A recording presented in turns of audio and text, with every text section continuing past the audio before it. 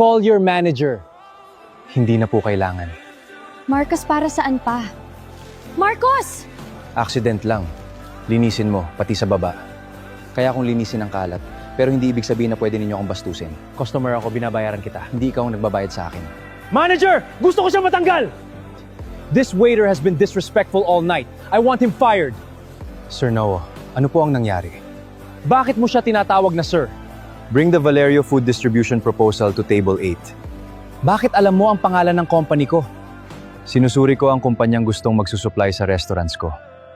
Good evening, Chairman Nao. Narito na po ang final supplier evaluation. Chairman?